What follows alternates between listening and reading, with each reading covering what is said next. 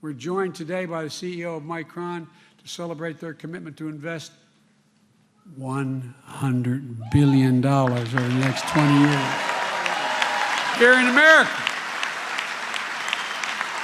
to build factories, to make semiconductors, those small little computer chips that power everything in our everyday lives, from our smartphones to our automobiles to washing machines, hospital equipment, you name it. It's the largest American investment of its kind ever in our history. Today, the GDP results came out, and the economy, in fact, is growing. In fact, the economy grew at 2.6% rate last quarter, and although it may not feel like it for everyone, people's incomes went up last quarter more than inflation went up. And enough growth.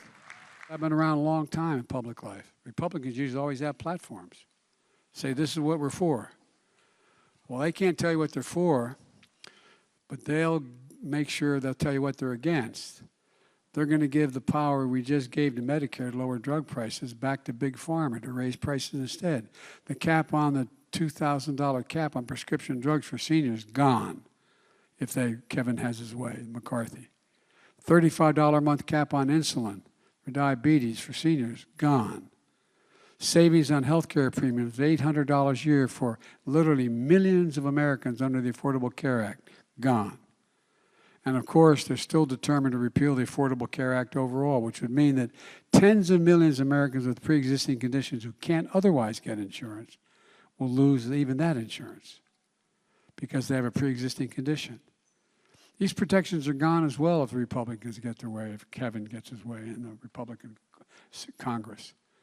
Tax credits to lower energy bills, gone. Corporate minimum tax, gone.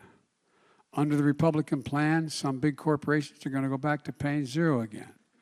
That's the plan. I would argue it's reckless and irresponsible, and it will make inflation worse if they succeed. It's been a rough few years for a lot of people I grew up with, hardworking Americans. For a lot of families, things are still tough. But there's some bright spots out there where America is reasserting itself.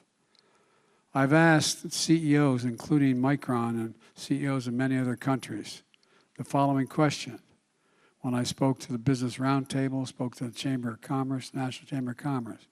When the United States government decides to invest considerable resources in a new industry that we need to build up for our national security and economic well-being, does that encourage or discourage companies from getting in the game?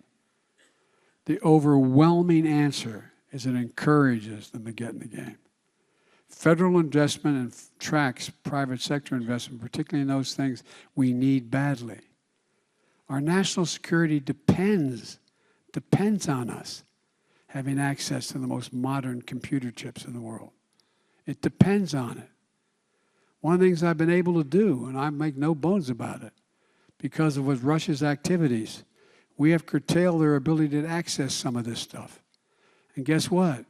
They're not able to rebuild those devastating weapon systems to take out those civilians in Ukraine as well.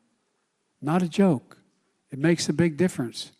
These things matter. They matter a great deal. And it creates jobs and it creates industries. It demonstrates we're all in this together. And that's what today's all about. I've never, and I mean this sincerely, I've never been more optimistic in my life about America's future. I mean it sincerely.